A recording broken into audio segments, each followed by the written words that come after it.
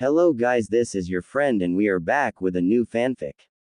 Which is What If Naruto Build Harem with Haku Kurotsuchi and Samui Part 1. And if you enjoy this fanfic then please give me hype instead of comment and subscribe to my channel for more fanfic like this. And now let's start the fanfic. As the longest, darkest night in Konohagakure's history came to an end, a flash was seen as a massive, 50-meter tall fox suddenly disappeared. Near the site of the disappearance, a blond man in a shredded white haori can be seen lying next to a beautiful, motionless redhead. In his arms, a blond baby boy with 3 whisker marks on each cheek was sleeping peacefully.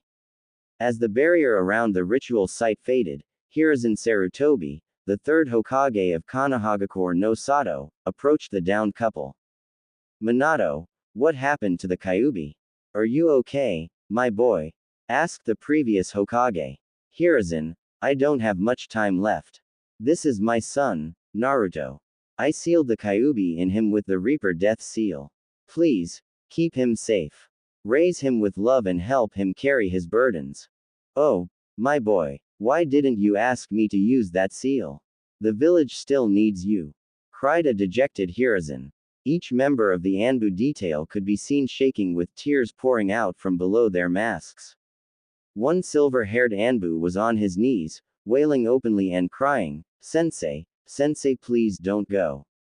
Not you too Sensei. Kakashi, don't cry for me. I protected my village, and my son. He is going to need you Kakashi. Be strong for him, help him and when the time comes teach him. As I loved you as my own son, I ask you to love him. In between sobs, the now known Kakashi swore an oath to the heavens, I swear Sensei. I will do as you ask. Minato looked back to Hiruzen, Hiruzen, I am fading. Please old man, fight for my son. Protect him. A lot of hate will be aimed at him from inside and outside the village. He should be seen as a hero. Please, old man, protect him. Rely on my and Kushina's friends. I have faith in them. With the last of his willpower, Minato rolls back on his side and embraces Kushina. With a final kiss to her lips, Minato's soul is finally pulled into the stomach of the Shinigami. As the shock faded, Hiruzen stumbles over to the baby swaddled in Minato's arms and picks him up. Dog, Soru, please secure Lord Fourth and Lady Kushina. Everything you saw here is an S-rank secret that is not to be spoken of. Take them to the tower and secures their bodies. Later in the council room, Hiruzen enters the council chamber still holding Naruto to see all his clan heads assembled on his left. Their clothes are dirty, singed and clearly displaying signs of the battle that just drew to a close. He nods his head to the clan heads as an incessant racket draws his attention to the other side of the room. On the right, the civilian council is present. It should be noted that they are all in their fine dress that is perfectly clean. After all, they were all escorted to their bunkers early in the battle. As soon as they notice the third Hokage, the noise starts to fade. To the rear of the Hokage chair, 3 older people can be seen. These are the village elders. Homura Mitokado, Genin teammate of Hiruzen, is an old man with a long face, glasses, a gray chin-wrap beard and wild gray hair. Kaharu Udatane, also a Genin teammate of Hiruzen, is an old woman with narrowed, downcast eyes and a permanent frown. Finally, is Danzo Shimura, longtime rival of Hiruzen. He has jet black hair and an X-shaped scar over his chin. However, his most defining feature is the bandages wrapped over half of his face, covering his right eye. He also has his right arm bandaged and in a sling. As Hiruzen takes in the panicked and distressed looks of his council, he knows he is in for a long night. As he takes his seat, he draws in a deep breath and says, "All right, let's get this council meeting started." Immediately, cries ring out from the civilian side of the council. Each shout drowning out the next. As the noise escalates, a pineapple-haired clan head raises his head off the table and in a voice few have ever heard yells, "Troublesome." One at a time. This isn't the fucking school cafeteria. As the rest of the noise dies out, the newly appointed civilian representative, Mibuki Haruno, A pink-haired woman in her early to mid-20s says, "Lord Third, what happened to Minato-kun?" Hiruzen replies, "Please, Mibuki, sit down. There is a lot I must cover with the council. Please hold all questions until I am done speaking." The civilian representative sits with a sour look on her face at being dismissed but listens in as Hiruzen recounts the events of the night to the council. As Hiruzen's story comes to a close, he broke the bad news. Minato-kun and Kushina-chan are dead. They died defeating the Kyuubi and they have left their son in the care of Jiraiya and Kakashi Hatake. At this, the clan heads all shifted, and their heads swiveled. Finally, Hiashi Hyuga speaks up, "Lord Third, are you saying that boy there is Minato and Kushina's child?" "Yes, Hiashi. This is Naruto, the heir of the Namikaze and Uzumaki clans." The Hyuga head replies, "Lord Third, Minato and Kushina were dear friends of the clan and Hitomi-chan. Naruto should be raised in a set household, not in the care of Lord Jiraiya and a teenage boy." This riled up the clan heads, many proclaiming their friendship to Minato and saying they would also like to raise the boy. After a minute, Hiruzen called for silence and said, "Hayashi, I appreciate your friendship with Minato, but I cannot show favoritism to one clan. Young Naruto was bequeathed to Jiraiya in their will, and I bore witness to Minato asking Kakashi to help raise him during his final moments." Hiashi bowed his head and sat back down. This led to a pregnant pause which was once again broken by Mibuki Haruno, "Lord Third, what happened to the Kyuubi?" After taking a deep breath, Hiruzen says, "Minato sealed the Kyuubi into young Naruto using the Reaper Death Seal. Before you start shouting to kill the demon, I would like to demonstrate something for the civilian side of the council." He pulls out a scroll and a kunai. He asks Mibuki in a patronizing tone, "Mibuki, can you please tell me what I hold in each hand?" She replies with, "A scroll and a kunai, Lord Third." "Precisely," he replies while sealing the kunai into the scroll. "Now Mibuki, what do I hold in my hand?" "A scroll, Lord Third." A small smile flitters upon the wizened visage of Hiruzen. "Ah, I am so happy you see it that way. I wanted to make this clear. Young Naruto is not the Kyuubi. He is the prison into which the demon is sealed.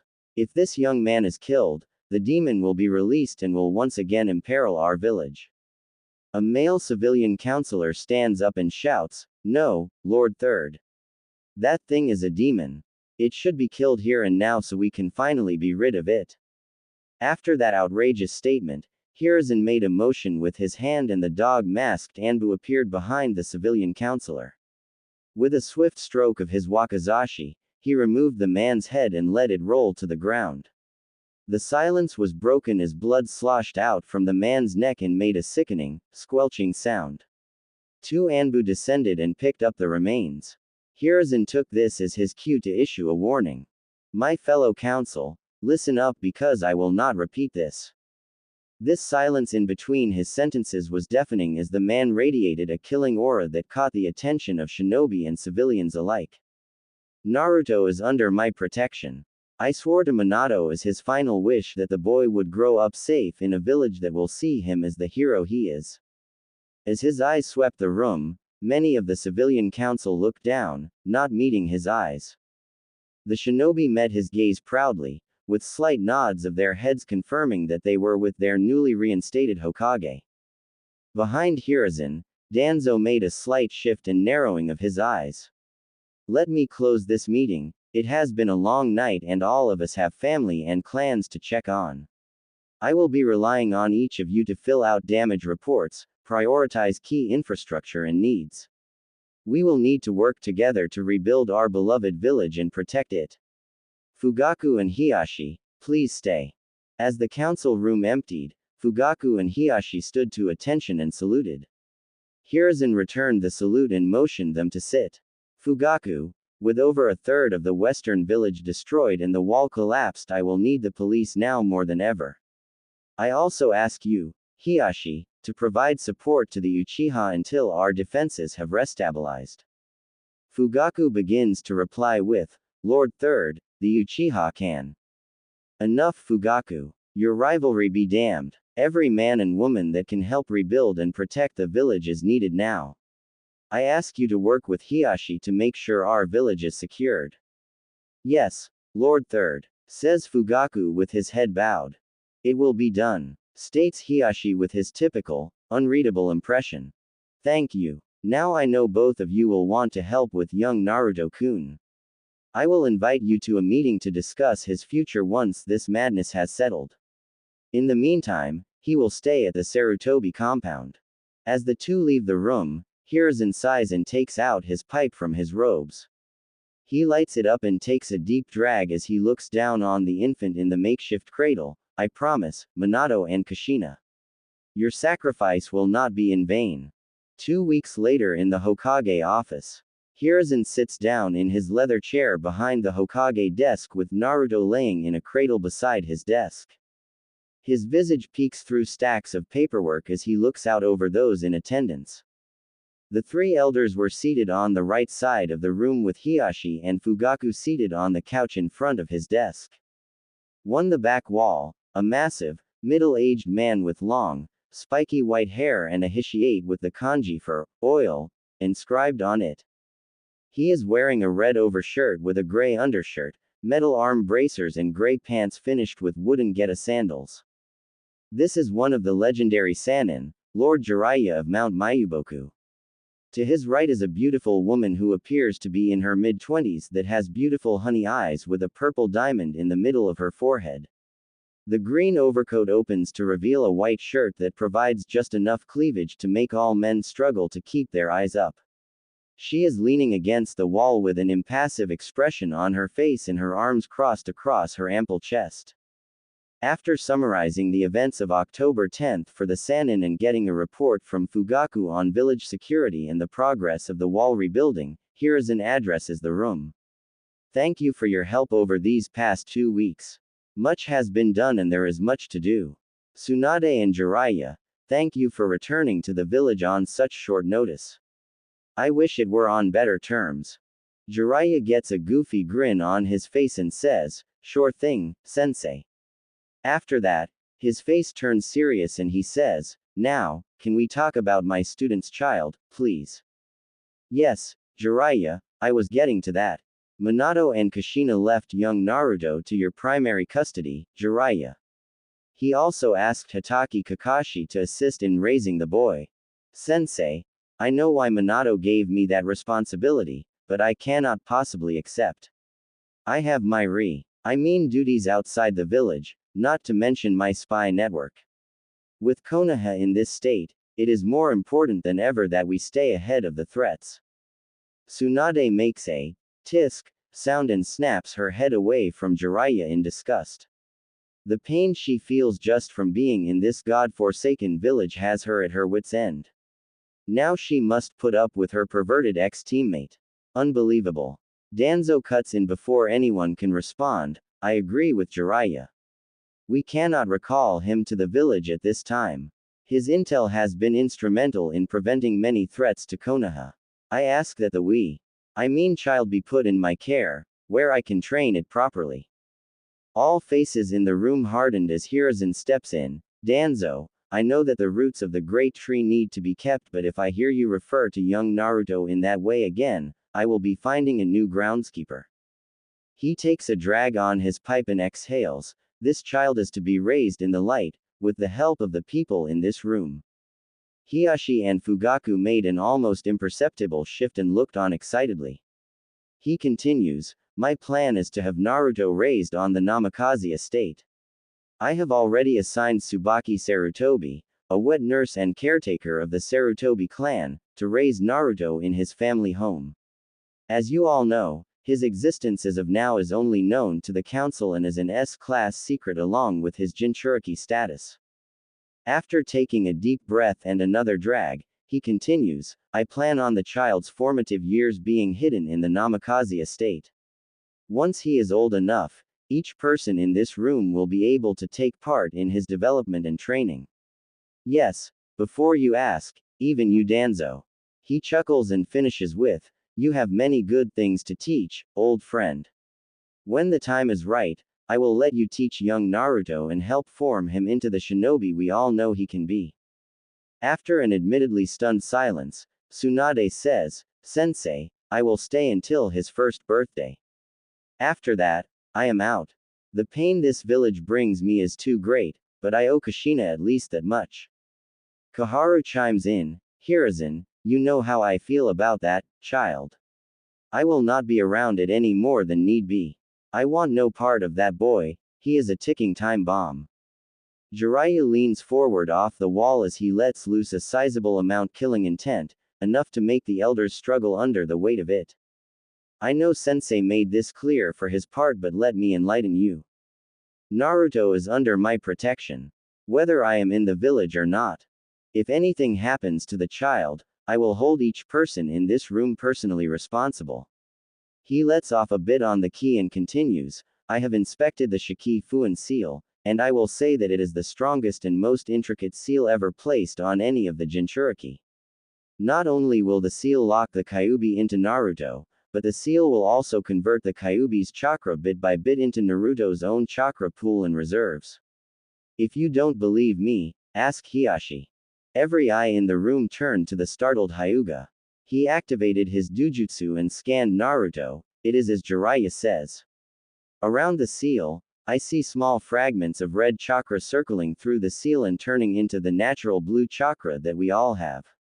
Naruto's chakra does have a deeper blue look to it, but I think that is because of its potency. Another note, Naruto's own chakra reserves at 2 weeks old are already equal to most academy students. A gasp flittered through the room and a gleam appeared in Danzo's eyes. This could be the greatest weapon in the entire elemental nations. I need to have this child, but Hiruzen would never allow it. I cannot believe the fire that has returned to his eyes. If I cross him, I will not survive the fallout. For now, I will try to get access to the child so I may observe firsthand, thought Danzo. Danzo looks at the Hokage and asks, Hokage-sama, what is the plan for the child? Surely, he will need to become a ninja to learn to control the Kyuubi. If he doesn't learn control, the beast could take advantage of that and escape. Hiruzen looks at Danzo, then at each of the others around the room. I plan on Tsubaki raising Naruto in secrecy until he is ready to become a shinobi. I will give each person in this room access to the Namikaze compound so that you may each visit Naruto. I would hope that with the right guidance, we can instill the will of fire into young Naruto and secure Minato's legacy and the future of our village. Tsunade chimes in, Sensei, Kushina would have wanted Naruto to have a normal childhood with friends, unburdened by the darkness of shinobi. I know, Tsunade, but no matter how you look at it, Naruto is not normal. Furthermore, if his existence is made known, then we will have assassins from Kumo and Iwa looking to finish off Minato's legacy. Those grudges run deep. If we can keep him safe on the Namikaze estate until young Naruto starts at the academy, then we will have a much better chance of keeping Kumo and Iwa off his trail. At this point, Hiashi steps in, Lord Third, what if the child is raised under the name Uzumaki and then when the time is right, and the child is strong enough, we can announce his heritage. This would allow us to bring Naruto into the public and possibly create friendships with the other clan children. He will be watched and protected by the shinobi families while creating bonds that tie him to the village. That is an interesting idea. Kushina had her fair share of enemies as well, though, and the Uzumaki name may still attract the attention of Kumo. Jiraiya decides to put in his 2 cents. Sensei, I will be able to stay ahead of any of that. We can provide a better life to Naruto. Furthermore, if we play the Uzumaki name off as a common, orphans, name, then that would allow Naruto to be raised normally. We would of course tell him about his heritage, along with the trusted few clan heads who are loyal to Minato. This would keep his self-identity intact and protect him as much as possible. That is an interesting idea, Jiraiya. If the Uzumaki name reaches Kumo, I expect you to do some counterintelligence work and make sure they believe the orphan story. I believe that is all for this meeting. Please return to your duties and aid with the village recovery. 3.5 years later. 3 years passed in a flash for Naruto, Tsubaki and surprisingly, Tsunade. The vibrant ball of energy had brought so much light to every person he met. Tsubaki and Tsunade had started teaching Naruto to read after he complained that he couldn't understand of his, two-chans, books a year ago. Naruto struggled to learn, but what 2.5-year-old wouldn't?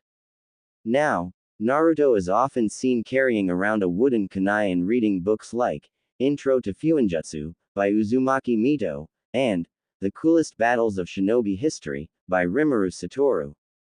For his third birthday, Jiraiya had given Naruto The Tale of the Gutsy Ninja, which inspired Naruto to profess himself a ninja and ask for a kunai. The next time Jiraiya showed up, he gave Naruto a box of wooden kunai. Aside from his reading, Naruto loved spending time outside on the training grounds of the Namikaze estate with his ba-chan, Tsunade. After the first year, Tsunade had decided that she would give life in Konoha one more chance. Her attachment to the hyperactive toddler only grew and earned smiles, laughs and guffaws from all those that witnessed the unique relationship. Jiraiya and Hiruzen were ecstatic to see the light return to Tsunade's honeysuckle eyes and a smile to return to her face. The time she spent with her brat was filled with laughter, Naruto playing shinobi and Aunt Shizune trying to keep Tsunade from throwing Naruto over the Hokage mountain. After a year or so, Tsunade decided to return to Konoha Hospital when she wasn't spending time with her last living relative. She was appalled to find out how much the standard of care had fallen. She then got the third Hokage to approve remedial training for all certified nurses and doctors at the hospital. She led the physical and medical retraining and became feared for her quick temper whenever she saw a negligent mistake. One day, she brought Naruto to a training session and introduced him as Naruto Uzumaki. The little blondie was running around in between groups of medics who were practicing their Areo ninjutsu. He would fake his own injury and yell for the medics.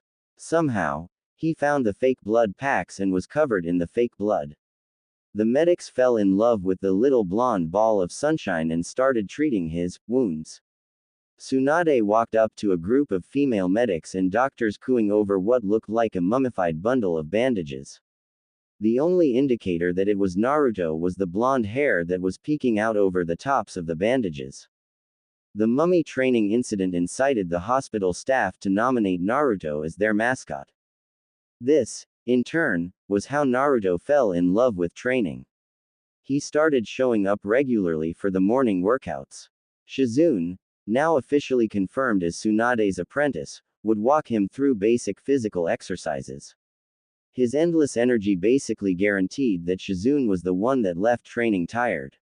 Once Shizune was tired out, Naruto encouraged the other medical personnel to help them finish their workouts. This was the brilliant start to Naruto's public persona. Today, Naruto was extra excited because he was invited to a birthday party for the first time. Despite Naruto getting to meet Jiraiya, Tsunade, Hokage Jiji, the weird old mummy guy, Hiashi and Fugaku, he has yet to meet and play with anyone his age. That is why today was an ultra special, super important occasion to Naruto and he was pestering Tsubaki and Tsunade to make sure everything was perfect.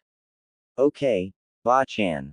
I have these nice clothes, a present and I think I know what to say to Hiashi-sama when I get there. Am I forgetting anything? What do you say to Hiashi-sama when he greets you? Asked Tsunade with a coy smile and light in her eyes. Good afternoon Hyuga-sama, I am grateful for your invitation, replied a self-assured Naruto. Good, and then what do you do with the gift? I give them gift to Hiashi-sama and say that this is a gift to celebrate Hinata-san's third birthday. Answered a slightly less confident knucklehead. That will do. Just have fun Naruto and make some friends your age. Alright, let's get going, said Tsunade as she shuffled the youngster out of the house and compound. Walking through the village, many of the villagers would point at Tsunade and ask things like, is that Tsunade-sama's child? This made Tsunade remember her little brother Naoki, whom Naruto reminded her so much of. Naruto looked up and noticed Tsunade's slight frown and asked her, what's wrong Ba-chan?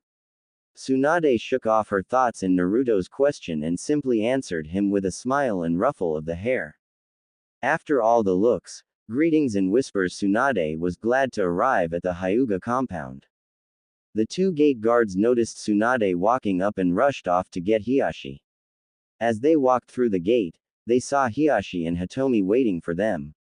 Hitomi was a beautiful woman with dark blue-black hair and pale white eyes that had a lavender tint to them.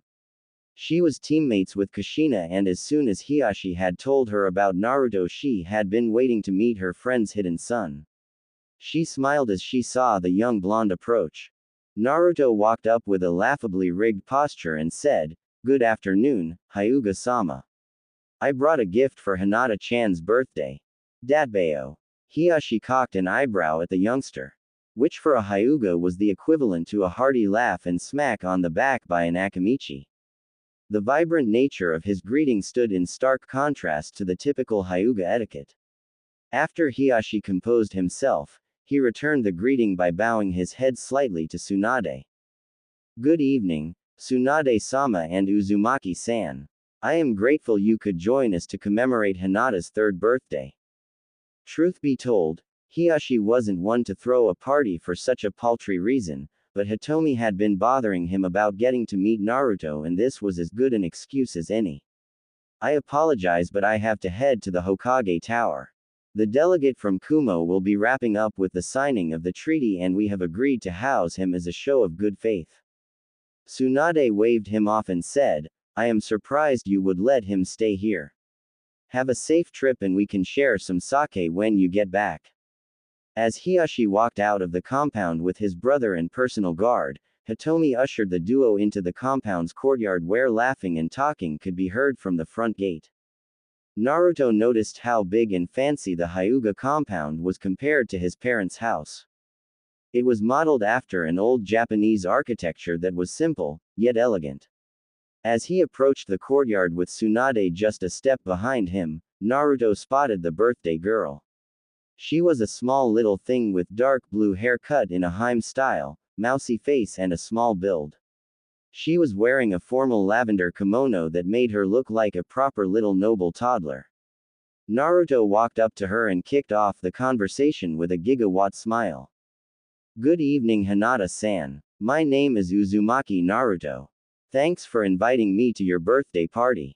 I brought a present for you." The girl was stunned by his outgoing behavior and immediately blushed, looked down to the ground and kept touching her index fingers together. After a moment, she looked up slightly and replied with, "Thank you for coming to celebrate my birthday. It is nice to meet you, Uzumaki-san. My name is Hyuga Hinata. Please put your present over there with the others." She pointed to a pile of presents and smiled shyly. She was then pulled away from the conversation by another Hyuga that looked slightly older than her and had a much more rigid posture and face. After Tsunade took Naruto to get some food, they sat down at a table with a man with two diagonal scars on the right side of his face that had his hair done up in a spiky ponytail. He was sitting next to a similar and smaller version of himself. They both had an extremely lackadaisical posture that seemed to say, "Please don't be too troublesome." As Naruto sat down, the older of the two perked up and met eyes with Tsunade. Their silent conversation confirmed that this was Minato's son, whom Shukaku had been waiting eagerly to meet. He was the 4th Hokage's Jonin commander and was very close to Minato and Kushina. In fact, he was one of the only people that knew when and where they were going to have the baby. The events of that night had plagued his nightmares. There was just a piece of that puzzle that Shukaku couldn't figure out. They had taken so many precautions, how did it all go wrong? Shukaku was pulled from his reflections by the loud and proud greeting of Naruto. Shukaku put on a smile and answered the vibrant blonde with, "Good evening, Naruto. My name is Shukaku Nara, and this is my son Shikamaru." Shikamaru had noticed his dad perk up in the immediate drift of his father's train of thought. He looked to his dad and then offered his hand to Naruto. The two sat next to each other and talked while Naruto ate. Let it be known that all Tsubaki's attempts to teach Naruto table manners had not yet taken effect. After Naruto finished eating, he and Shikamaru went off to play with a group of kids. As the evening progressed, Naruto had met a bunch of the clan heads, children, not that he knew they were clan heirs. His vibrant nature and boisterous personality rapidly got him nominated as the leader of the group's games. They played ninja, tag, hide and seek, and even a ninja game that involved the kids trying to throw wooden kunai through holes of different sizes. During these games, he met Ino Yamanaka, Choji Akamichi, and a feral-looking boy named Kiba. Eventually, Hinata and Neji had come and joined the group to play. The adults had been looking on with smiles on their faces. Tsunade, with sake in hand, wore a proud smile and a wistful look in her eyes. A group of 3 males stood casually next to each other while watching the children play. In this group was Shukaku and his friends Shuza Akamichi and Inoichi Yamanaka. Shuza is a big, burly man with long red and spiky hair.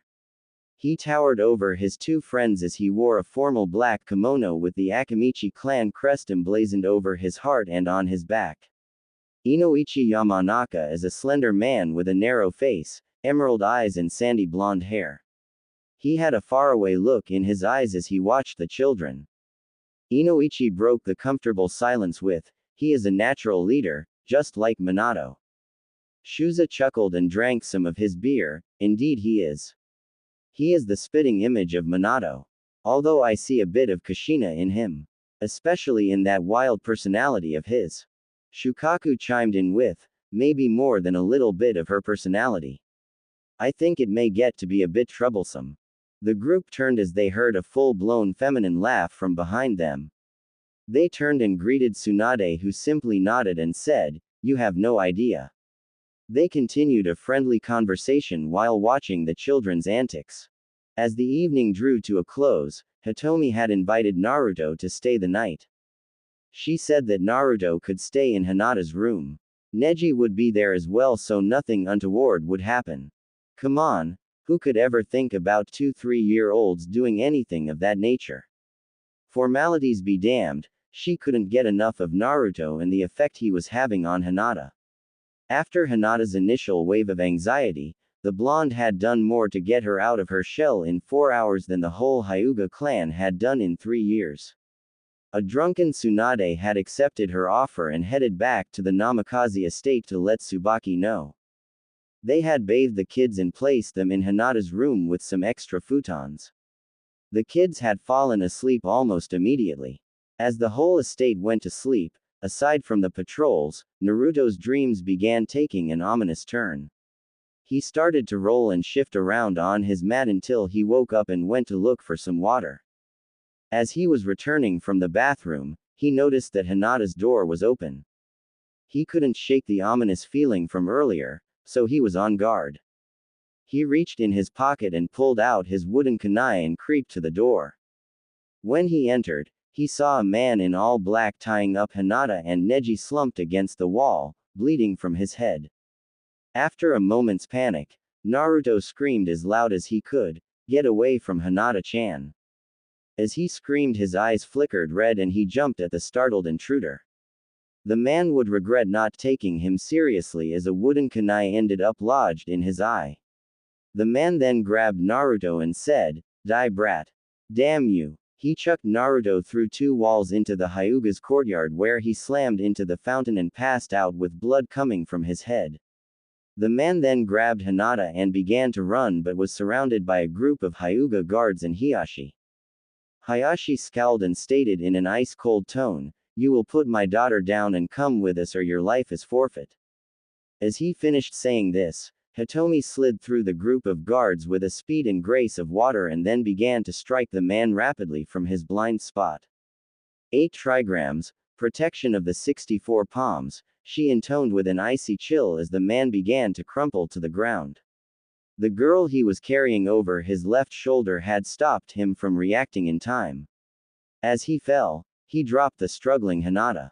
He lay face down in the dirt, in too much pain for him to use the suicide syringe he had brought for this exact reason. He began struggling with his tongue to get to the cyanide capsule he had lodged in one of his teeth. Hiashi, with his Byakugan activated, saw this, dashed to the man and flipped him over. He paralyzed the man's jaw, forced his mouth open and removed the capsule. He pointed to two of his guards and told them to take this man to T&I.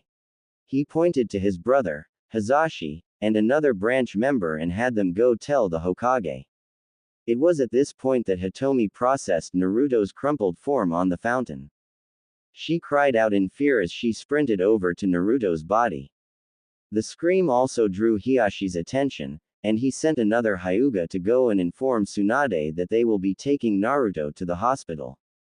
Hiyashi gently pushed aside his wife and daughter that were kneeling over an unconscious Naruto and scooped him up. His heart was overflowing with gratitude and apprehension as he raced across the rooftops with an unconscious Naruto. Aftermath of Hyuga incident. Naruto woke up with a massive headache, feeling like his whole body was aching. He tried moving his left arm but was unable to. Something big, soft and attached to something heavier was stopping him from moving. As he opened his eyes and cleared his blurry vision, he saw his Ba-chan was slumped over the bed with his arm secured between her two voluminous mounds. He looked over and saw the flowers and, get well, cards from the Hyugas and medical staff. The sun was beginning to light up the village and peek through the curtains. He noticed that Tsunade was beginning to stir thanks to his movement and the beam of sunlight that found its way into her eyes. As she came to, she cleared the saliva from her chin and began to cry as her eyes met Naruto's. Naruto freed his arm and patted her head. "It's okay, Ba-chan. I'm okay." She cleared her tears and her honeysuckle eyes shimmered as the light bounced off the wet orbs. "You scared me, brat. You were out for a whole day." After a bit, Naruto asked about Hinata. Tsunade smiled and said, "She is fine, little hero. You saved her." Naruto's gigawatt smile lit up the room and he let out a deep breath. A nurse popped into the room and saw this.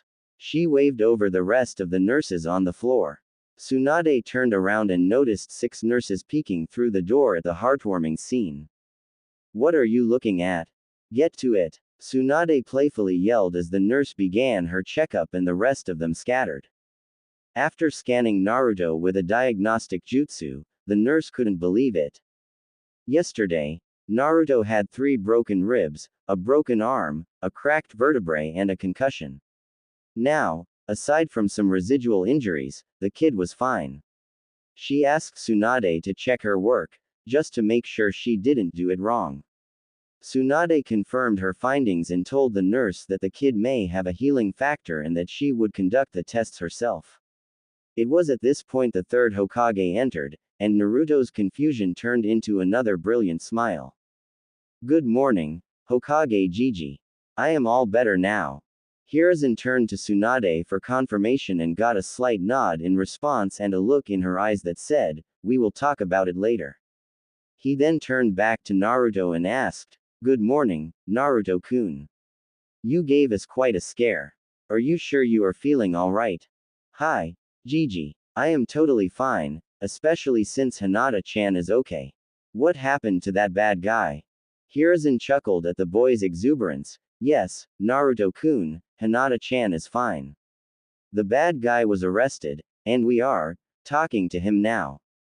Don't you worry about that, just get better." "Hi, Jiji. I want to get stronger, Jiji. That man hurt me, and he would have hurt Hinata-chan. Please, Jiji, train me, please." Hiruzen's smile fell, and he said, "You are still young, Naruto-kun. Why don't you enjoy being a kid for now?" "No, Jiji. I want to get strong so I can protect my friends and take that hat from you. Please, Jiji. Just a little bit of training. I really want to be able to protect my friends. Besides, I can train and have friends and spend time with you and Ba-chan. Please, Jiji." The smile returned to Hiruzen's face, and he said, "Okay, Naruto-kun. Just a little bit of training. However, I still want you to be a kid and spend time with your friends." "Hi, Jiji. I promise," replied an ecstatic Naruto. Later that day in the Hokage's office, Hiruzen was talking with Hiyashi, Hazashi, Hitomi, his advisors and Tsunade. It turns out that the man was the head ninja of Kumo, the same man that was the ambassador for the peace treaty that was just signed. He had been tasked with kidnapping an unsealed Byakugan and returning with it to Kumo. If he were caught, he was to immediately commit suicide so that his death could be blamed on Konoha. However, the quick actions of Hitomi and Hiashi stopped him from being able to end his life. Now, he was interrogated via the mind-walking of the Yamanaka clan while he was kept asleep by a sleep seal that Jiraiya made for suicide risk T&I prisoners.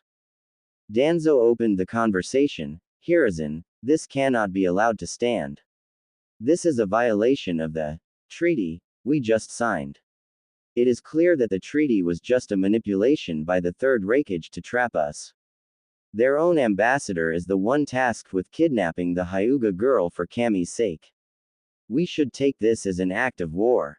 Hiruzen frowned. He knew he would get this reaction from his old rival. Relax, Danzo. It is not that I disagree with you, but we have just recovered from the Kyuubi's attack. We cannot afford to go to war at this time. Koharu nodded and said, war would not be beneficial.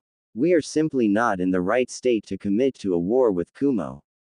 However, we have a valuable political card here, Hokage-sama. We cannot afford to fold this hand either. Danzo cut back in. Is it true that the boy managed to wound the enemy shinobi with a wooden kunai? Yes, Danzo. Naruto was able to catch the kidnapper by surprise and lodged his wooden kunai in the man's left eye as he was tying up Hinata, replied an amused Hiruzen. Danzo nodded his head and simply said, impressive, for one so young. As the room agreed with Danzo's statement, Hitomi spoke up, Hokage-sama, if I may speak freely. Hiruzen nodded and Hitomi squeezed Hiyashi's hand as she continued, the Hyuga and the Uzumaki are the clans affected. They attempted to kidnap our heir and, in the process, they harmed the sole heir of two clans. Murmurs of confirmation came from everybody, and Tsunade's face adopted a look of cold fury. However, it would seem that revenge may be out of our reach. So how about the next best thing? She asked. Looks of confusion erupted from everyone. Then Hitomi saw a twinkle in the Hokage's eye. Yes, Hokage-sama. How about public humiliation? That is what that proud bastard of a Reikage would hate the most. Hiruzen chuckled and he took a hit of his pipe. Ah, Hitomi-chan. Remind me to never get on your bad side. What does everyone think? I think we could talk to Daimyo-sama and get his help on this. Hi, Hokage-sama. They chorused. There was a slight frown on Danzo's face, but that lifted when he heard the next bit of news. Young Naruto woke up today and asked me for a favor that I am a bit hesitant to grant. He asked me to be trained in the shinobi arts so that he could get strong enough to protect his friends. Hiruzen said a bit resignedly. Danzo replied immediately, Hokage-sama, I volunteer to train the boy. You know that I have plenty of experience training shinobi from a younger age. I believe that I can get him trained. I have no doubt that you can, old friend. However, I do not want any of that emotional conditioning nonsense. Hiyashi cut in at this point, Hokage-sama, the Hyuga clan owe Uzumaki-san a debt. I believe that training is the least we could do to repay him. Tsunade then broke into the conversation, I want a piece of him too. That kid has enormous potential, and he is already joining the medical staff for their morning training. Hell, the brat can keep up with most of my doctors. Hiruzen outright laughed at the immediate explosion of interest in his successor's son. Okay. They say it takes a village to raise a child. The way I see it, young Naruto claimed his right to be my successor. I see that potential in him. However, I don't want to rob young Naruto of his childhood. We can create a schedule so that each of you can begin training him. Danzo, I am serious. None of your old route training and emotional programming. I will be keeping my eyes on the child's progress. I want you to teach him, in an appropriate manner, about the darkness of the shinobi world. We will handle showing him the leaf that bathes in the sun, and you have my permission to give him a glimpse of the roots of the great tree. Tsunade was bothered by this. She couldn't deny Danzo's effectiveness, but his methods were known to be brutal and damaging. Sensei, I know Danzo has a lot to teach. I would be lying if I said I weren't concerned about his methods, however, I will be watching him closely. My stipulation is that all training is to be done in the Namikaze training grounds. This will keep Naruto protected from prying eyes that would wonder why one boy is getting so much attention. Agreed, said Hiruzen as he once again saw consensus around the room. We will come up with a suitable schedule. I trust that Tsubaki has begun instruction of basic knowledge already. So, each of you will get 1 day a week to train Naruto. Since this is a group effort, what you teach will be known to the others. I will conduct annual progress reports with the boy. Anything else that need be discussed. With that, the meeting came to a close and Hiruzen sent a letter to the fire daimyo. Kumo's bad day. The third Raikage of Kumo, was a proud man. His pride was the only thing that could eclipse his strength. So, when he was visited unannounced by the lightning daimyo, who came with a party of 100 samurai and 1 prisoner, he was in a rather foul mood. The mood soured further when he caught a look at the prisoner's face from his city's gates. The vein that immediately popped on the man's head was so pronounced that you could see his heartbeat through its pulsing. Behind him, his son and named successor, also named I, could be seen. He picked up on his father's foul mood and took a step back and stood in silence. When one's father was on the Biju subjugation squad and had fought the 8 Tails one-on-one and had subdued it with only a wound to his chest, one knows not to be around when said father is angry. Killer B, the third Raikage's adoptive son and vessel of the 8-tailed octopus, also backed up and gave his adoptive father room. As the lightning daimyo's entourage approached, I noticed the serious look of the entourage. The samurai took a ready stance when they saw the black lightning dancing off the third Raikage. The lightning daimyo had his men stand down since he was familiar with the antics of A. The daimyo motioned with his hand and the prisoner was brought forward. The previous head ninja of A's shinobi force wore a downcast look and sported an eye patch. He bowed his head, spoke out of turn and said, I am sorry, Raikage-sama. It was at that point that the black lightning exploded from A's body. He bounded forward and severed the man's head from his body. As the body fell lifelessly to the ground, the daimyo looked aghast at the behavior in the presence of a daimyo. The blood that spouted from the headless man splashed near the daimyo's feet. The lightning daimyo said, well, I had come to discuss the diplomatic ramifications of you creating a treaty, signing it and violating it on the same night it was signed. Now, though, that seems unnecessary. I hereby decree that any and all financial assistance from the Land of Lightning, as well as mission requests and funding, are suspended until the third Raikage, has been removed from office and replaced. I also expect a formal and public apology to Konoha to be made for violating the 5 nations' rules of neutrality. I will await the newly appointed Kage in the capital. That is all. The lightning daimyo ascended back into his carriage and the whole entourage turned back to the lightning capital. A deafening and palpable silence hung over the crowd as the lightning daimyo departed.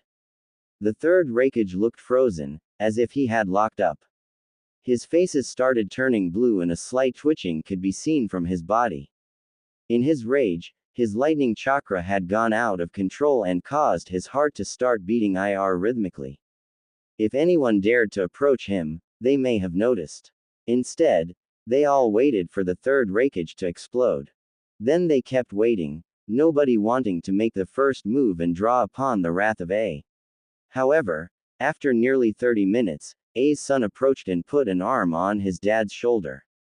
Dad, we will work this. He never got to finish his sentence because the slight pressure from I's massive fist was the only force needed to push his now dead father over.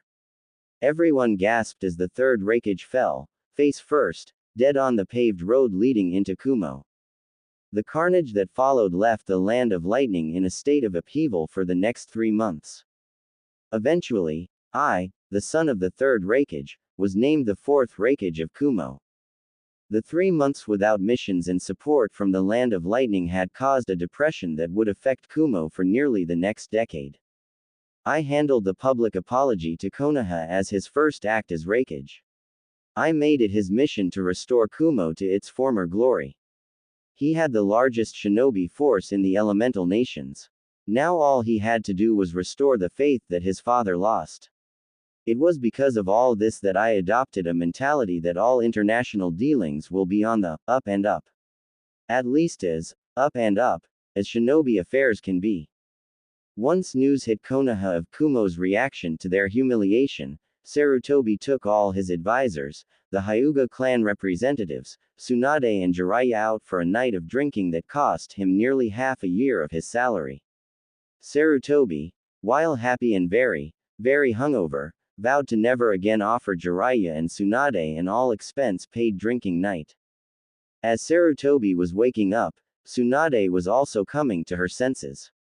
She had long since moved into the Namikaze estate. The Senju estate was so empty and brought up so many painful memories. That is why, when Tsunade woke up in her bed in the Namikaze estate looking at a long mane of white hair covering a man that was snoring with his face down in the pillow, Tsunade then grabbed Jiraiya and chucked him out the window of her room. The racket she made and the hell she raised woke up the whole estate. Tsubaki and Naruto walked up on a ranting Tsunade. Her tirade continued until Naruto spoke up and calmed her down. Maybe it was the cute and innocent toddler, or maybe it was her completely state, but she eventually did calm down. A 4-year-old Naruto woke up at the crack of dawn to get to his training. For the past 6 months, he had trained 4 days a week. On Mondays he trained with Tsunade and sometimes Shizune. On these days, he would join the hospital staff for their morning physical training. After physical training, Tsunade would make breakfast for Naruto while quizzing him on the previous week's homework. They covered subjects like chakra nature, chakra control, the basics of field medicine and human anatomy. While it could be said that Naruto was smart for his age, most of this material was quite hard for him to understand. He learned basic anatomy quick enough, and he knew how to treat cuts and basic wounds, but anything about physiology or internal medicine would clearly have to wait until Naruto was older. It was during this training that Naruto learned how to awaken and use his chakra. If Tsunade Ba-chan wasn't so scary, Naruto would admit that this was his least favorite day. Sure, Naruto understood that chakra control was super important. However, when a 4-year-old has Jonin-level chakra, it gets very frustrating for a 4-year-old to control that much chakra. The leaf sticking exercise was very hard for Naruto. It took him a whole month to be able to stick the leaf for 30 minutes. Damn leaves kept blowing off his head or lighting on fire when he was just trying to keep them stuck to his head. In between his weekly lessons, Naruto had stripped most of the trees near the Namikaze estate of their leaves.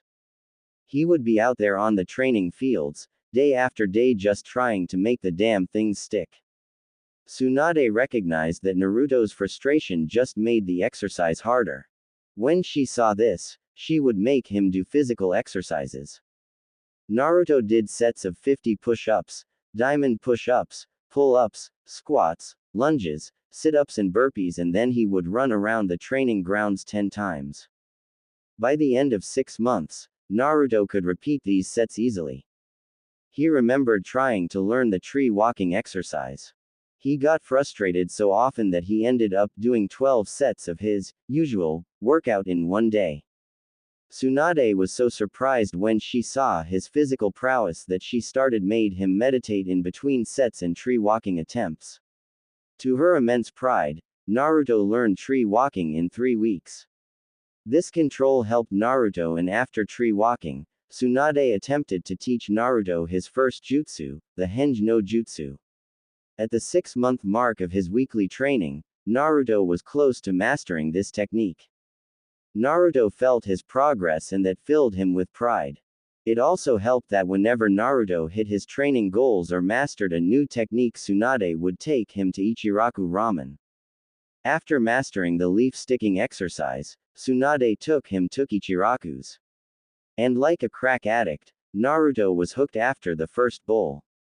The repeat visits led to Naruto eating 3 extra large bowls of ramen at the ripe young age of 4. Tyuki, the stand's owner, saw the next coming of Kushina and his future best customer. Tyuki and Ayame were quickly added to Naruto's list of those he would train to protect. Tuesdays were days that the Hyuga clan opted to teach Naruto. Hiashi, Hazashi and Hitomi split this duty. Their goal was to teach Naruto the basics of taijutsu to establish a base for his taijutsu. They also focused on the importance of being precise during katas, which taught Naruto attention to detail and precision. Hiashi was strict and emotionless, but it was clear that he took pride in his training. Days with Hiashi started with footing, form and katas. They evolved into attacking the wooden training dummy and hand positioning. This was hard work, especially when Hiashi found out about Naruto's usual workout. After that, Hiashi would make Naruto do 50 repetitions of one of his exercises for each mistake he made in his katas. This produced results in Naruto's taijutsu basics. On the days Hazashi taught, Naruto often got to spar with Neji. This served to motivate both, and a friendly rivalry was formed. Under Hazashi's strict tutelage, both boys dared not step out of line. They were evenly matched, despite Neji being nearly a year older.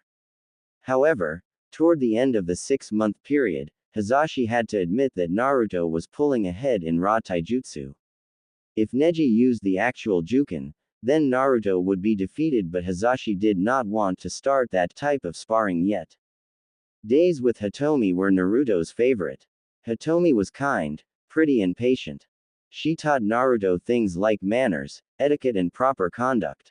She knew this boy was going to grow into an important figure and didn't want him to be an ignoramus when it came to dealing with important people.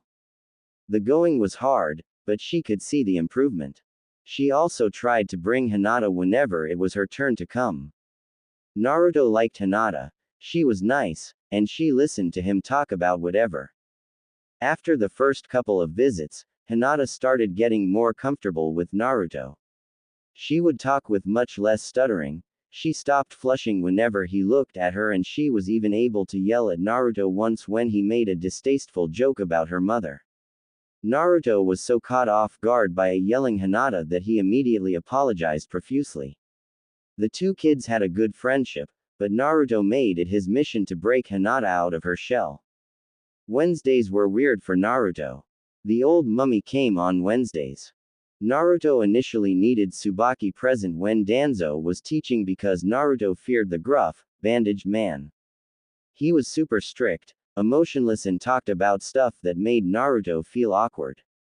Naruto hadn't seen a dead person yet, so whenever Danzo-sensei had talked about killing Naruto got wide-eyed and shy. The first 3 months Danzo kept the training topics lighter, talking about the importance of stealth and operating without drawing attention. Surprisingly, Naruto proved an effective study at stealth lessons.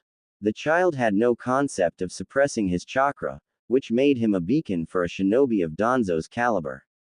However, the boy was surprisingly good at staying out of sight. Danzo also piggybacked on the chakra control lessons Tsunade was teaching Naruto. He tried to get the boy to understand the importance. He was forbidden from teaching him water walking yet because his chakra coils were not developed enough. However, he would have the boy do exercises and katas while sticking to the tree. He did this to teach him control and multitasking.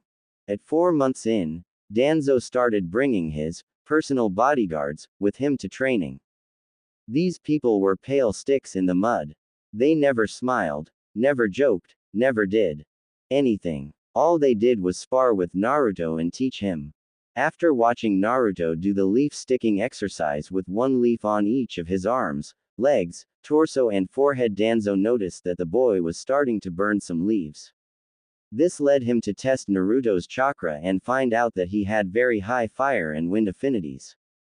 Despite this amazing discovery, the training group concurred that it was too early to teach him any elemental jutsu. Even though the boy was a natural, all trainers felt like they should hold off, except Danzo. Finally came Thursday. This was Naruto's favorite day each week. This was Uchiha Day. Fugaku heard about the training of Naruto and knew that he had to take part in it. He focused on the boy's taijutsu, trap making and shuriken jutsu. Things like physical activities seemed to motivate Naruto and he soaked up the knowledge like a sponge. Fugaku couldn't help but be proud of Naruto in Minato's stead. He would bring over Itachi, who had just entered the academy and was on track to graduate early. He also brought Sasuke, a very kind but competitive boy that was Naruto's age from the Uchiha clan. Sasuke liked these days because his dad would actually train him and Itachi would train with him as well. He was frustrated and motivated by the fact that he had never beaten Naruto. In fact, over the 6 months Naruto had started to lap him in progress. Although Fugaku knew that it wasn't fair to compare the boy's due to Naruto's other trainers, it still brought a frown whenever he thought his boy was being outdone. On the other hand, Naruto had never beaten Itachi. In the beginning, Itachi had walked right over Naruto. He was better in every shinobi art, a true Uchiha. By the 6th month, Itachi would have to admit that the boy who was 3 years younger than him made him have to try. Itachi was being pushed in a spar by a 4-year-old Naruto. The boy was slightly slower than him, but Kami was tricky to fight. His reflexes were top-notch, and his fighting instinct was incredible. In the last week of the 6th month, Itachi activated his Sharingan by sparring with Naruto. Despite Itachi only being 8, he was now the youngest Uchiha since Madara to activate his Sharingan.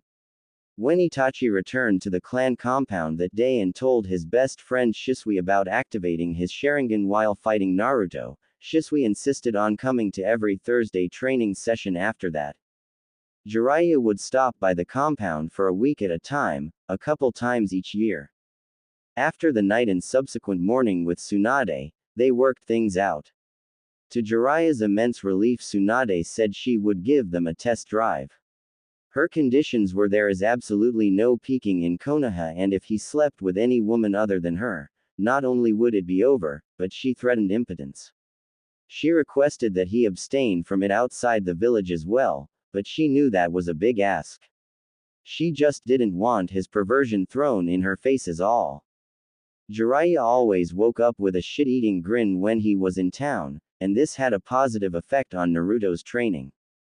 Jiraiya focused on Naruto's Fuinjutsu. Being the only Fuinjutsu master in Konoha meant that the responsibility to teach the last Uzumaki the art fell to him. Since the kid started his calligraphy when he was 3, Jiraiya was always surprised by the progress Naruto made. Jiraiya couldn't help but get excited and talk through seals when Naruto displayed an almost innate understanding of the art. When he was 4, Naruto created his own storage seal. He managed to improve on the basic storage seals found in the shinobi shops and increase their capacity by double. When Naruto was 6, he created a variation of the explosive tag that Jiraiya instantly took to the Hokage for mass production. Naruto made a flash tag that would only flash a 180-degree angle from where it was deployed. The potency of the flash depended on how much chakra was put into the tag. Being a knucklehead, Jiraiya had asked Naruto to flash him on max power to see the tag's effects. Jiraiya couldn't see until Tsunade had gotten home from the hospital that night and fixed the poor pervert's eyes. Speaking of perverts, since Jiraiya had sworn off all things perverse, he needed a muse. He found that in Naruto. The boy would talk about his innocent friendships with Ino and Hinata, and the pervert's mind automatically converted it into his raunchy novels. All he had to do was add in all things, which came naturally to him, and Naruto's stories helped him find his inspiration. At the risk of Tsunade's wrath, Jiraiya gave Naruto a scroll on sensual ninjutsu, level 1. This scroll taught Naruto how to use chakra in massages to stimulate other people, relieve stress. As Naruto's chakra control got better, he began testing out the sensual ninjutsu. At first, he offered Tsunade, Tsubaki, Shizune, Ayame and the nurses from the hospital massages. He said it was to practice chakra control and make them feel better. Most of the women found it amusing until Naruto would give them a massage on their back, feet or hands. The immediate relief of tension and pain made Naruto a hero around the hospital. Stories of Naruto's success in the sensual arts gave Jiraiya even more inspiration and made him want to teach Naruto even more. Jiraiya poured his effort into his student's son whenever he was in town and always left Naruto with the next level of Fuinjutsu book. At this rate, Jiraiya would be able to let Naruto into Minato's study in no time. These training sessions produced such good results that Fugaku and Hayashi couldn't help but share with the other clan heads. The hype around Uzumaki Naruto grew to a dim roar among those in the know. Sure, there are prodigies like Itachi, Shisui and Kakashi. They were young and each of them displayed an amazing level of skill for their age. However, the positive energy that each teacher got from training Naruto made him unique among the prodigies. Not only did Naruto learn at an amazing rate, but he also made those teaching him enjoy doing so. These rave reviews caused Inoichi, Shuza and Shukaku approach the Hokage about getting time to teach Naruto. For Sume, it was the reviews on Naruto's massages that made her want to teach the boy. It seemed like a great deal to her. Teach the pup a bit and then he can take care of all the stress. To the Hokage's amusement, all requests to teach Naruto came in on the same day. He couldn't help but chuckle. This resulted in Naruto's playdates turning into impromptu training sessions with various clan heads and heirs. Naruto's free time. The rest of the week were rest days for Naruto. Although Tsubaki still made him study on these days, it was his time to relax, recover and be a child. Over the following 3 years, Tsunade frequently took him for play dates with his clan friends. She preferred to have the kids come to the Namikaze estate since Naruto was still young and they wanted to keep him out of the public eye, but relaxed that standard after a while. All clan leaders and family members had agreed to keep Naruto's existence a secret. Whenever he was in public, he was referred to as just Naruto. No clan name was ever said out loud, in case nosy ears were listening. This worked well because there was not a single attempt from the villagers, or outside shinobi, to attack Naruto. So, after a while, Tsunade and Tsubaki began accompanying Naruto to the other clans, compounds or out to parks. He developed relationships with each of the clan children. Aside from the pre-made friendships between the Shikamaru, Ino and Choji, Naruto was the link that bound the clan kids together. Naruto was the ringleader of the boys. He would always partake in the games, choose where they should go, kept the conversation fun and flowing. Not to mention that he even made the lazy Nara enjoy running around and playing. Kiba loved rough-housing with Naruto and running around the woods in the Inuzuka compound with him. Choji loved the trips to the barbecue or ramen stand. Naruto even got Sasuke into his friend group. The timid Uchiha child struggled at first, but Naruto never left anyone out. In time, Sasuke began hanging out with the boys even without Naruto present. Shikamaru enjoyed just talking with Naruto while cloud gazing. He even taught Naruto how to play shogi, which often led to the boys sitting on the porch while huddled over the shogi board. Either Naruto was a Nara in disguise or he was a natural at shogi because he would come to the Nara compound, talk about anything and everything while playing shogi and then push Nara clan members hard. The boy was just so frustratingly random in his moves. Even Shukaku nearly lost to Naruto when Naruto was 7. The complete and total lunacy of Shukaku having to visibly concentrate, sweat and plan out his game made it seem like the Nara clan had lost, even though he won. Yoshino couldn't get enough of the blonde knucklehead. He brought such vibrant energy to the lazy compound that she often bribed Tsunade with sake nights just to get Naruto over. When Naruto was 6, Shukaku made Shika spar with Naruto. Shika was beaten in 10 seconds, which frustrated the lazy Nara. No matter how troublesome it was, nobody wanted to be beaten that soundly. So, Shukaku nearly fell out of his chair the next morning when Shikamaru asked him to train him.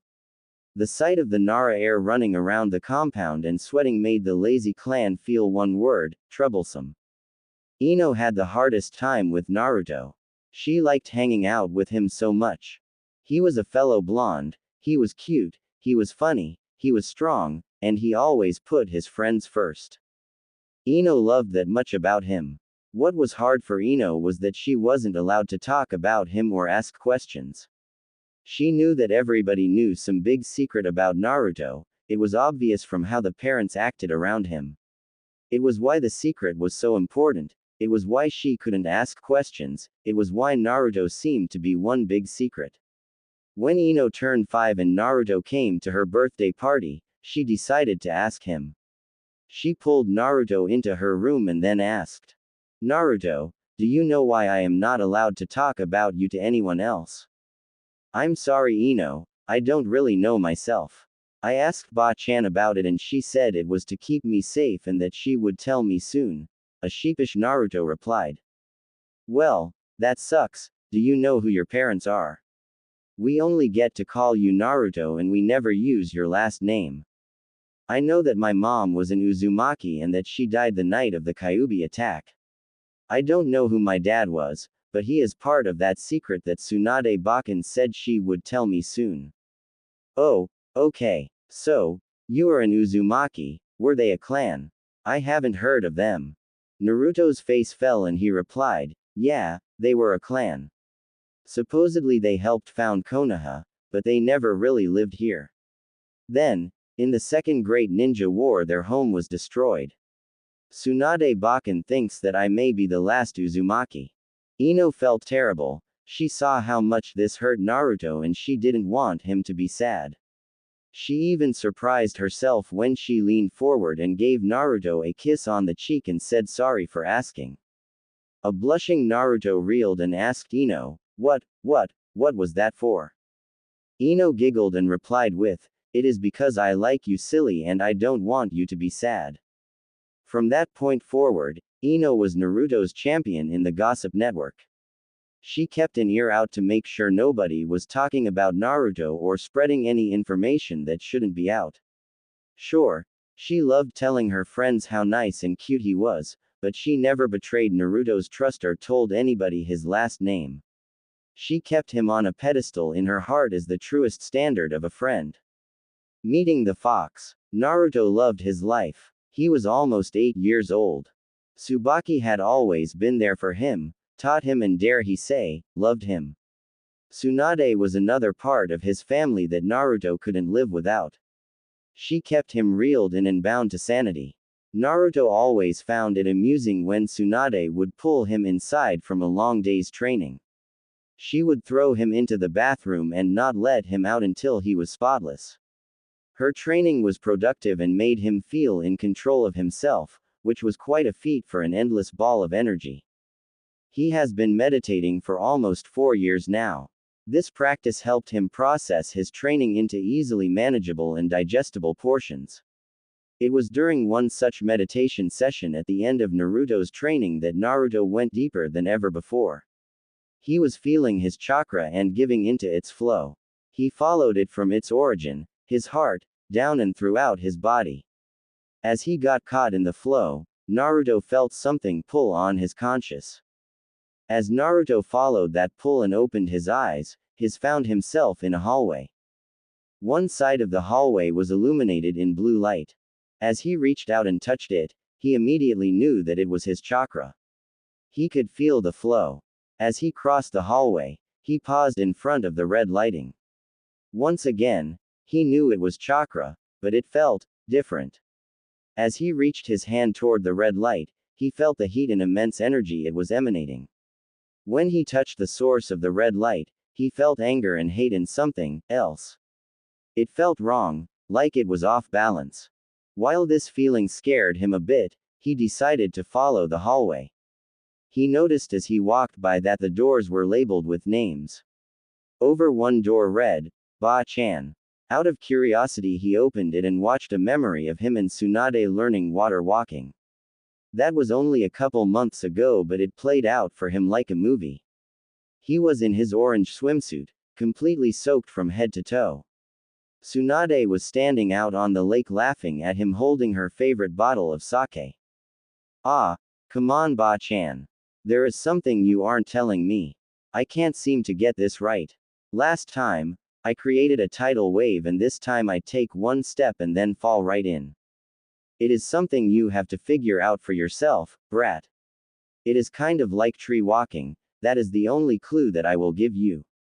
Naruto pouted for a bit, then got a devious smirk on his face.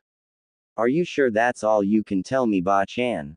If you help me get this done today, I will give you shoulder and foot massages every day this week. Tsunade couldn't help but be proud of this bugger. Alright, brat. The thing is that water is not a solid like wood. Therefore, the chakra flow cannot stay fixed. You must fluctuate your chakra based on the depth and condition of the water. Try double what you did for your last attempt than just trying to stand on the water's surface before walking.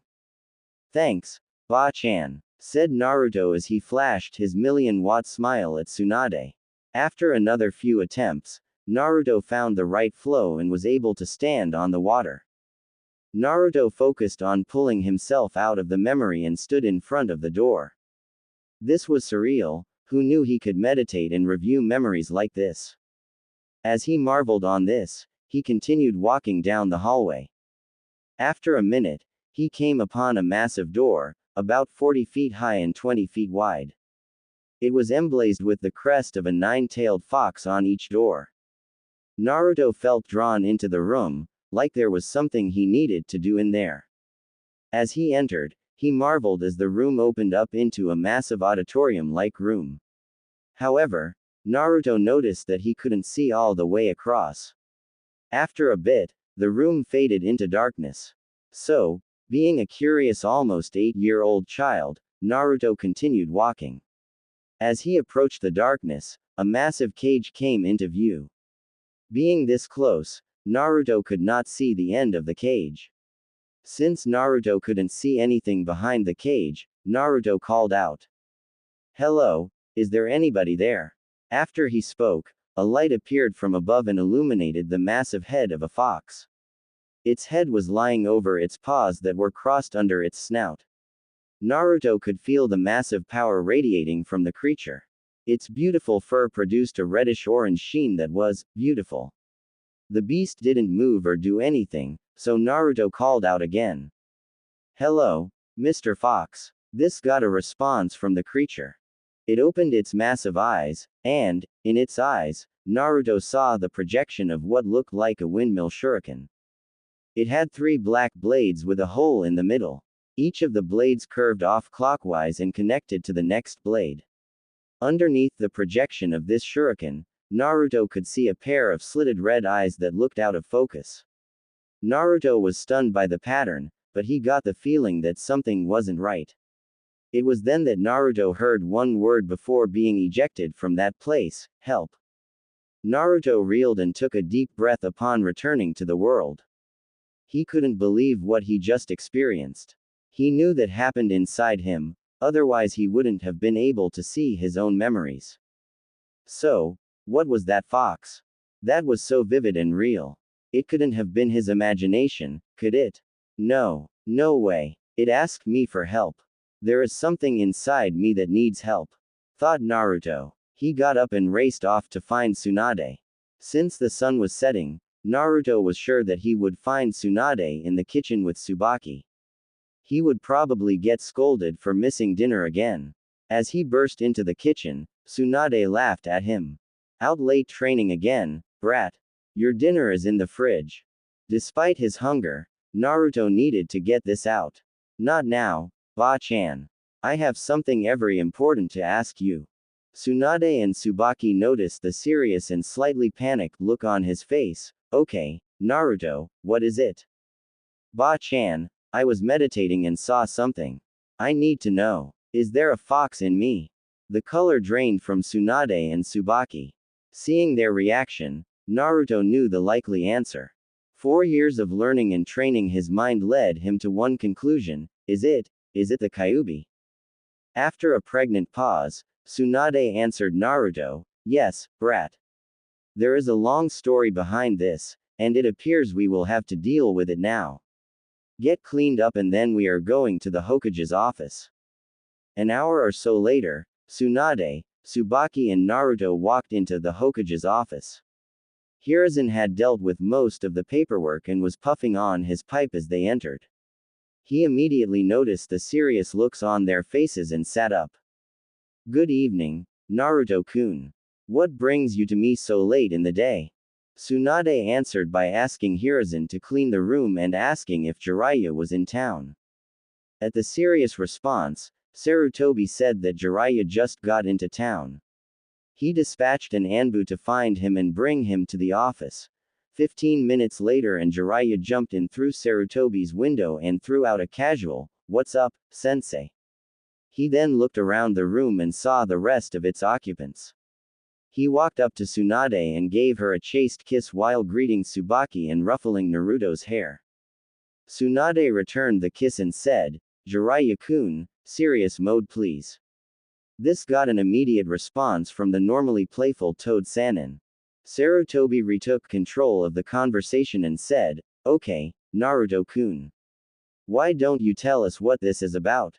Thus, Naruto recounted his trip into his mind. What started as being impressed by being able to visit one's mindscape turned into a deathly silence and pallid looks on the faces of Jiraiya and the third Hokage. "Okay, my boy, it appears that it is time to have this conversation," replied Hiruzen with palpable desire to avert this conversation. Thus, Hiruzen began recounting the night of the Kyuubi attack with the conclusion of the Kyuubi being sealed into Naruto. Naruto processed the information for a bit, then asked, "Gigi, something didn't feel right with the fox. When I felt its chakra, it felt like something was interfering with it. Like when Shizune Nekin put me in a genjutsu. Then, when the fox opened its eyes, it looked like something was on its eyes." The pallid expression of Jiraiya and Hiruzen darkened, while Tsunade and Tsubaki didn't seem to know what was going on. It was Jiraiya that asked, "Naruto, could you show us? Maybe draw it for us." "Sure thing, Jiraiya-sensei." Naruto unsealed a brush and some paper from a storage seal on his shirt. He then drew out the pattern that he saw on the fox's eyes and the entire room was drowned in killing intent from the Hokage. In response to this, 4 Anbu showed up kneeling. "What do you need, Hokage-sama?" asked the dog-masked Anbu. "Inu, bring me Fugaku and Shisui Uchiha, now." In response to this, the Anbu disappeared and reappeared 20 minutes later with a confused Shisui and Fugaku. The Hokage held up Naruto's drawing and asked, "Do you two recognize this pattern?" Although confused, and now slightly perturbed by the feeling in the room, they both nodded. Hiruzen then asked, "Fugaku, this is the pattern of a Mangekyo Sharingan, will be called MS for short from here on out. Is that correct?" Although he was hesitant to spill clan secrets, Fugaku caught the mood in the room and noted the present parties. "Hi, Hokage-sama. May I ask what is going on?" Hiruzen had Naruto retell his encounter with the fox and he put focus on how things felt off and the pattern on the fox's eyes. Both Fugaku and Shisui immediately went white. There had been suspicions about the fox being controlled, specifically by the Sharingan. Now, there is little doubt. So, there is either a traitor among the Uchiha, or an unknown MS wielder controlled the fox. "Fugaku, I never thought I would have to ask this, but I need a straight answer from you. Are you two the only MS wielders in the Uchiha clan currently?" "Hi, Hokage-sama. As far as the clan is aware, that is correct. You understand the implications of this effect being on the Kyuubi still." "Hi, Hokage-sama. The user is still alive and if the fox were free, it would still be under that user's control." At this point, the Hokage flared his chakra again calling the Anbu. "Bring me Inoichi, it is an emergency." Once again, the Anbu disappeared and reappeared with an Inoichi in his nightwear.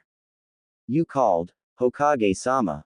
"Yes, Inoichi. There is a lot going on, but I trust Fugaku and Shisui will consent to you taking a look through their minds. I need to clear them of suspicion before we move forward.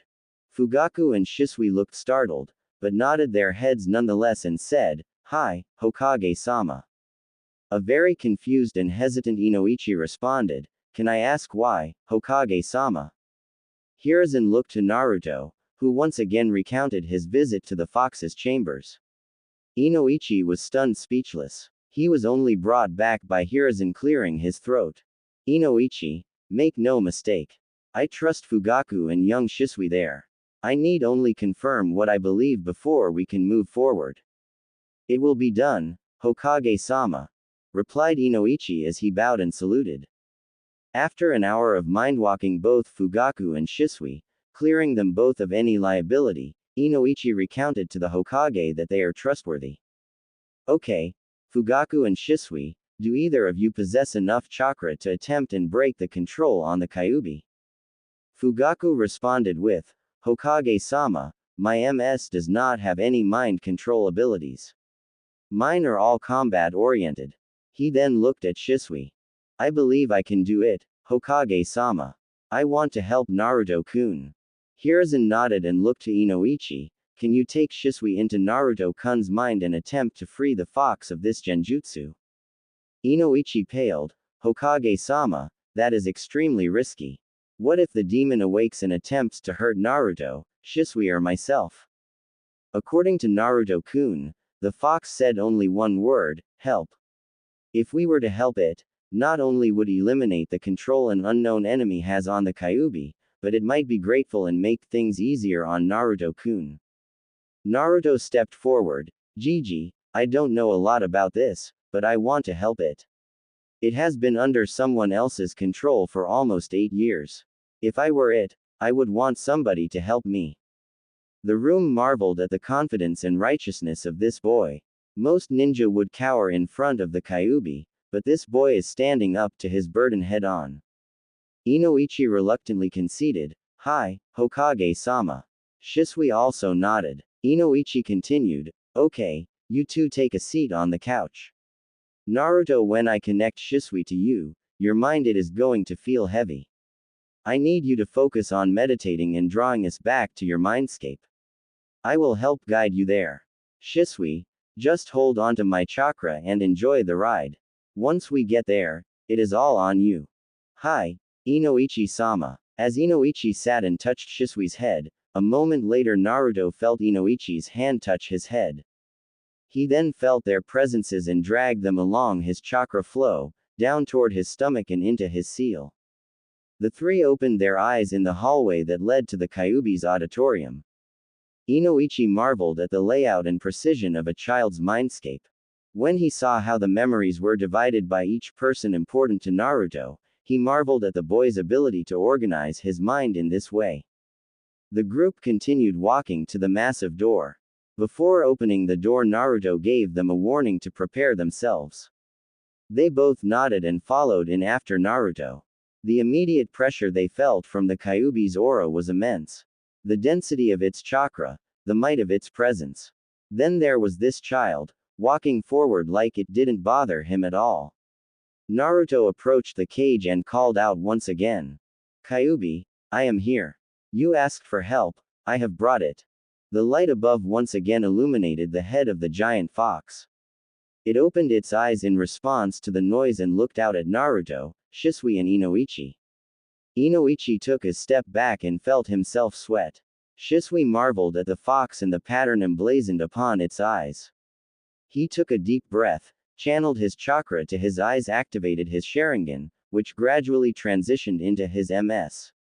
This got a response from the fox. Its head raised and it seemed to respond to the Sharingan. Shisui intoned, "Kai, Koto Amatsukami, return to your own free will, Kyuubi." The lights around the room shuddered.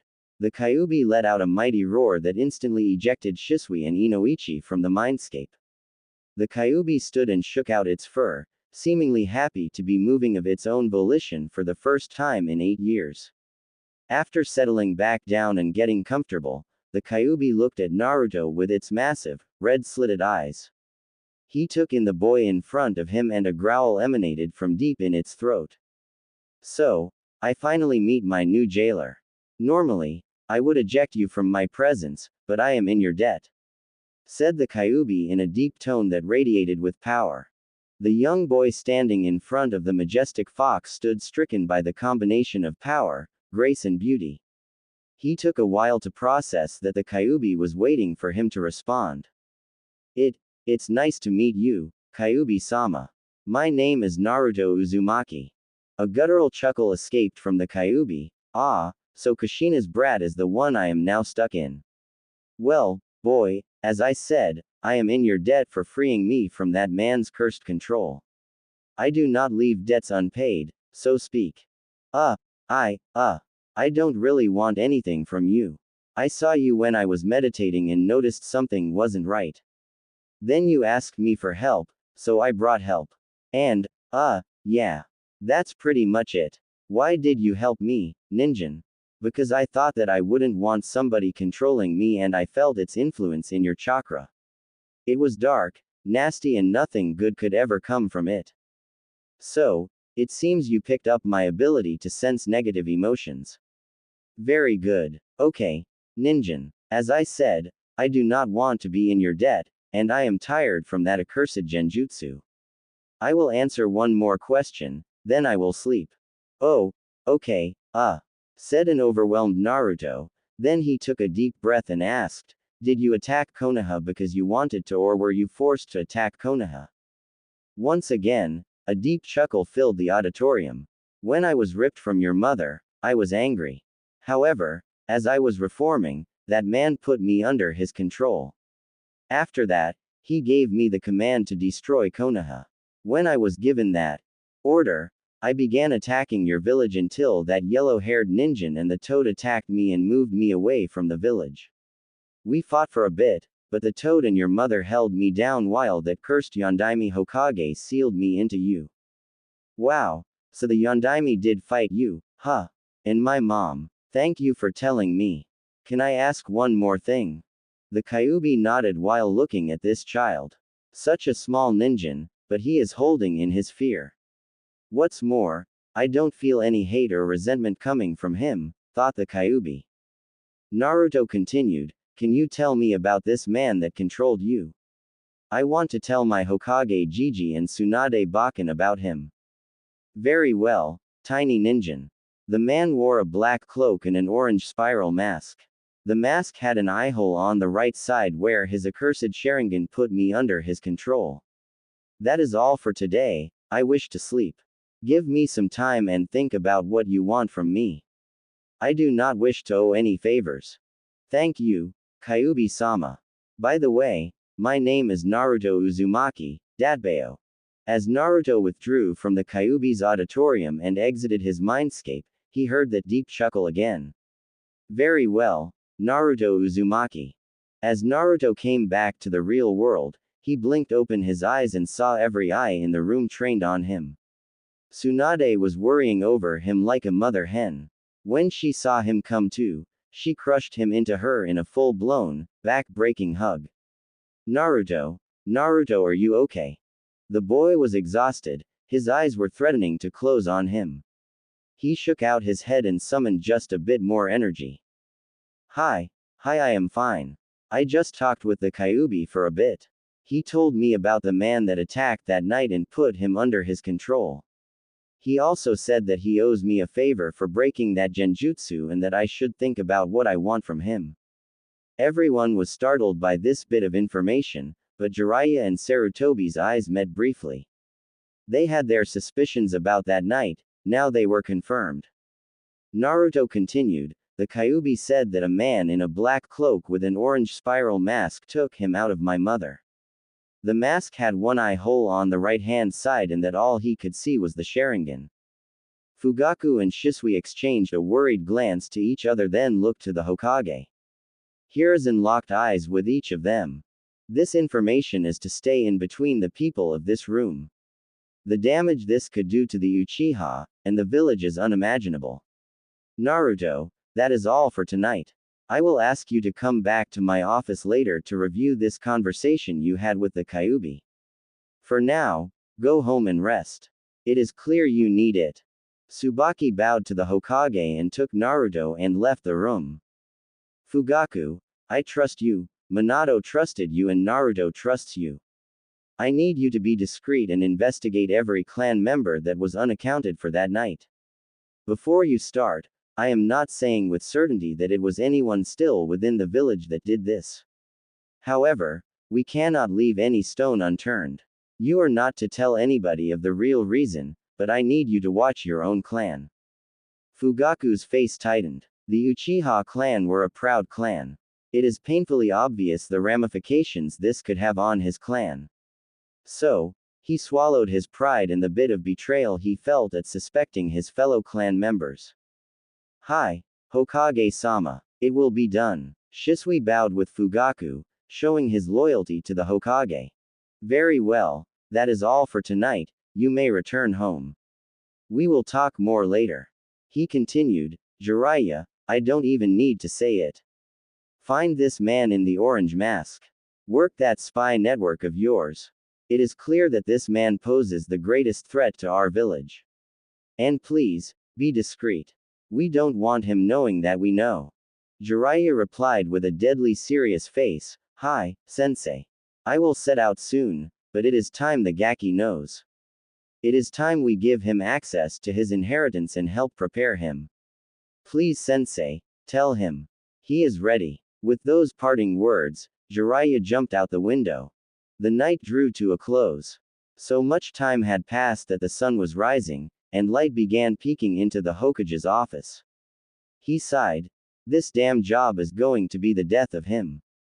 He shuffled some paperwork into a makeshift pillow and tried to catch a little bit of sleep before the day started right back up on him. The next afternoon, Naruto woke up from a restless night, or should he say morning's, sleep. His mind was in a whirlwind of activity. All of the revelations of that night came into a loose focus. First and foremost, he spoke to the Kyuubi. The same Kyuubi that attacked the village. The same Kyuubi that is said to be the most powerful demon beast. He wondered, what is a demon? The Kyuubi talked to him, and while it was scary, like shit your pants and pray you don't die scary, the Kyuubi told him about that night and about his mother. He said he was ripped out of his mother, but then she held him down. So, the Kyuubi being forced out of his mother didn't kill his mom. Then what killed her? As one thought came into clarity, another thought assaulted it and forced it out of focus. Thus, when a disheveled Naruto scooted into the kitchen rubbing his eyes, both Tsunade and Tsubaki adopted concerned looks on their faces. Tsubaki opened the conversation, Did you get any sleep, Naruto? You still look quite tired. Hi, Tsubaki-kachan. I just have a lot on my mind, and I can't seem to settle it all down. The response enhanced Tsubaki's concern and she walked over to Naruto and embraced him in a motherly hug. It was the least she could do after this child brought so much light and life back into her world. He had brought her back from the brink of losing herself in grief after the Kyuubi attack. Naruto seemed to melt into the hug as she whispered comfortable reassurances into his ear. Brat, I know you probably have a lot of questions, so why don't we answer some of your questions before we go back to the Hokage's office? Asked Tsunade in a gentle tone. Okay, Ba-chan, can you tell me about Kushina? Is she really my mother? A small smile lit upon Tsunade's face as she remembered the brash, raucous and eternally loyal Kunoichi. Your mother was an amazing woman, Naruto. She was so excited when she found out she was pregnant with you. She should have been the one here with you instead of me. I was supposed to be the one to deliver you, but I was out of town at the time. Guilt racked Tsunade. She had been so caught in her own grief that she went on a bender in Tanzaku town and completely missed Naruto's birth. If she were there, maybe if she were there that whole night would have been different. Ba-chan, I wish I knew my mother, but you and Tsubaki-kachan have always been here for me. You have helped me so much. I don't know why you look sad, but please, Ba-chan, don't ever say you shouldn't be here. I don't know what I would do without you. I love you, Tsunade Bakan. And with those 3 words and a hug from the tiny blonde, the dams broke. The pent-up grief and frustration flowed out of Tsunade and onto Naruto in the form of sparkling, purifying tears. After that, Tsunade spent the rest of the early afternoon sharing stories of Kushina with Naruto. The smiles and laughter emanating from the blonde lit up the house and seemed to clear out the remainder of Tsunade's grief. Okay, brat, it is time we went back to talk with the Hokage. 20 minutes later, Naruto and Tsunade ambled into Hiruzen's office and saw Jiraiya leaning against the wall to the Hokage's left. Hiruzen made a quick hand sign, and 4 blurs could barely be seen leaving the room. Jiraiya then flashed through a quick series of hand signs and slammed his hand on the ground. A translucent blue light flowed into kanji as it spread out in the 4 cardinal directions around the room. Okay, Naruto-kun. Last night you said the fox told you a couple things. Could you repeat them for this worn old man? I have already gotten Shisui's and Inoichi's versions of the story, but they were ejected before you were able to talk to the Kyuubi, said a clearly exhausted Hokage. Hi, Gigi. The Kyuubi said that the man attacked and somehow forced the Kyuubi out of my mom, Kushina Uzumaki. He then said the man put him under some super strong genjutsu and ordered him to attack the village. He also said that the 4th Hokage sealed him into me while some giant toad and Ka-chan held him down. Then he said he owes me one favor for freeing him from the genjutsu, but I don't really know what to ask him for, replied a vibrant and refreshed Naruto. His earlier conversation with Tsunade helped slow his thoughts down enough. Very good, Naruto-kun. Let's take this one at a time. What the fox says matches with what we found that night in the cave after the Kyuubi's attack. The Anbu and nursing staff were killed with kunai. So, it is safe to assume the man in the orange mask killed them as well. Hiruzen gritted out that last part through clenched teeth. Naruto-kun doesn't need to be weighed down by an old man's grief, thought Hiruzen. I am sorry I wasn't there, Buako-chan. Now, Naruto-kun, can you tell me about how the Kyuubi acted? Did it seem like we can trust him? Well, Gigi, I think we can trust him. When I was in there, he said something about my ability to sense negative emotions coming from him. Tsunade cut in. Wait, Naruto, since when can you sense negative emotions? Her incredulous tone amused Naruto. Naruto chuckled and sheepishly rubbed at the back of his head. I guess I have always been able to feel it a little bit. But when I touched the fox's chakra and felt the dark disturbance the genjutsu caused, well then it became clearer.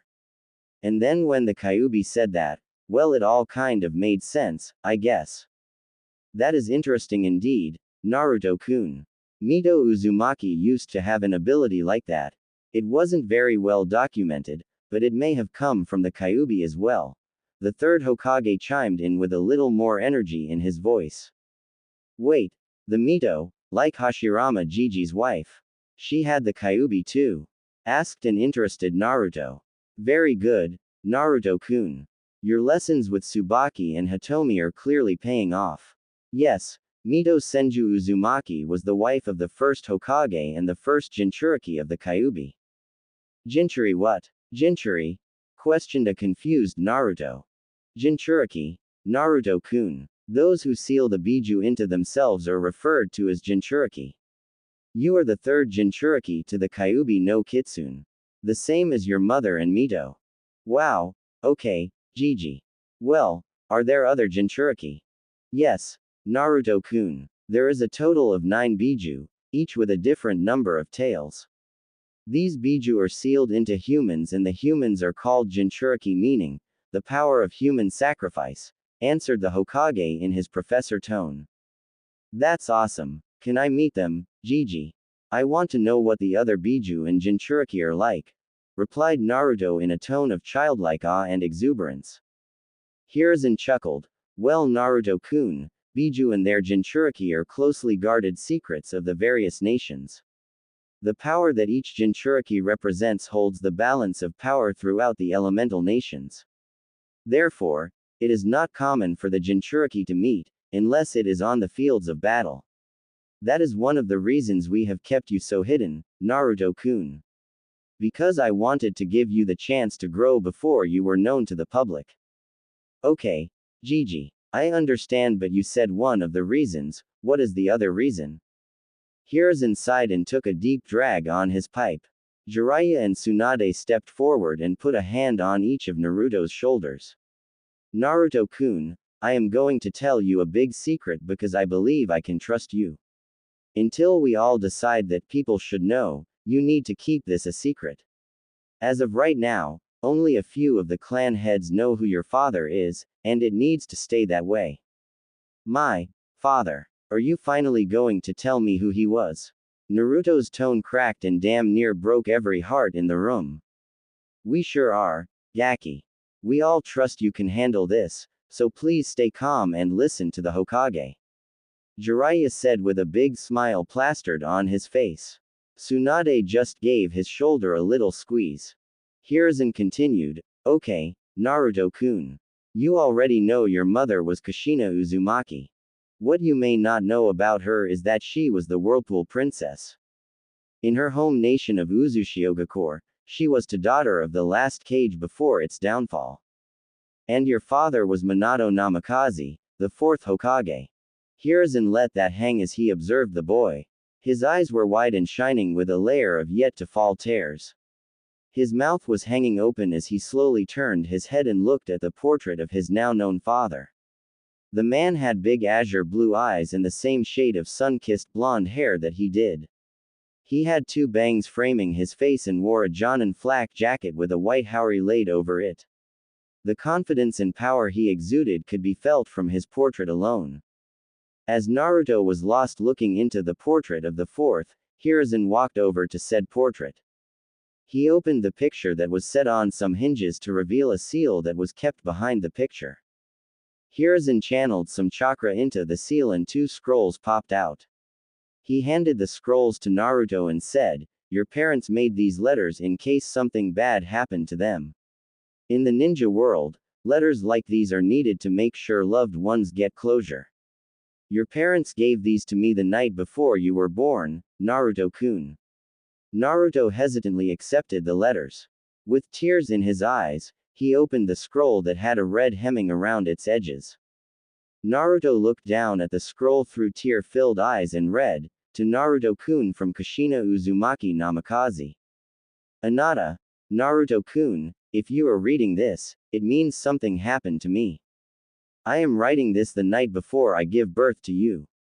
I cannot put into words how excited I am to meet you.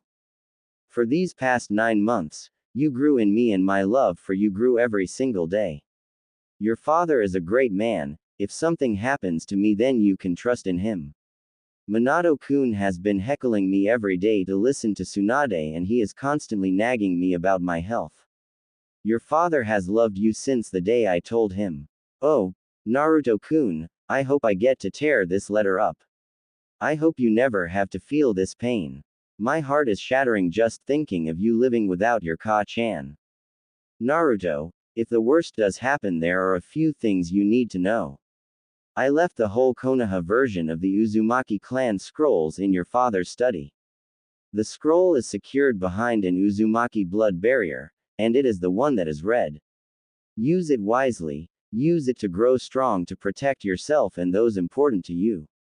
Second, Uzushiogakure fell 12 years before your birth. I never got the chance to go back there.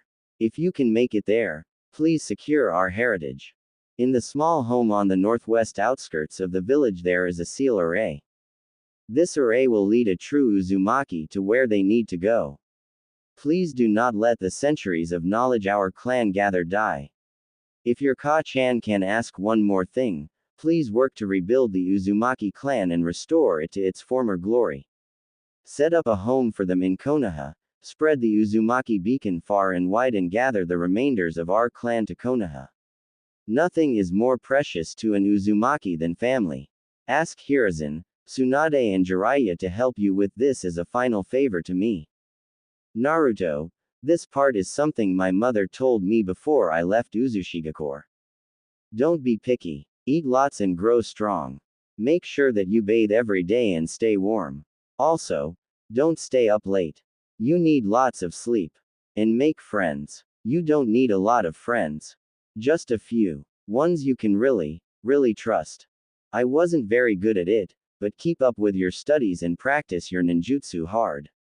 Remember that everyone has strengths and weaknesses. So don't get too depressed if you can't do something well. Respect your teachers and upperclassmen at the academy. Oh, and this is important. It's about the 3 prohibitions for a shinobi. 1. Be extra careful about lending and borrowing money. Put your mission wages into your savings account. No alcohol until you're 20. Too much can ruin your health, so drink in moderation. 3. Another prohibition is women. I'm a woman, so I don't know too much about this, but all you need to remember is that this world is made up of men and women. So, it's only natural to take an interest in girls. But just don't get hooked on bad women. Find someone just like me. My boy, I pray to Kami that you will never read this letter, but if you do, remember one thing. Your Ka-chan loves you dearly and I will be watching over you from the pure world. With all my heart and love, Kushina Uzumaki Namikaze. Jiraiya, Tsunade and Hiruzen remained silent while they watched this young boy read the scroll from his mother. The tears of sorrow that flowed freely seemed to sparkle as they turned into tears of happiness, and then a look of determination and firm resolve fixed itself to Naruto's face. The young and rounded face of Naruto remained hardened as he picked up Minato's scroll, and then, after taking a deep breath, Naruto opened the black scroll with yellow edges. To my son, Naruto Uzumaki Namikaze from Minato Namikaze Uzumaki. My son, if you are reading this, then it is likely that I have perished. I knew that becoming the Hokage meant that I would have to place the village before my life. I have no regrets. I met a beautiful and fiery red-headed woman that restored the light to my world, and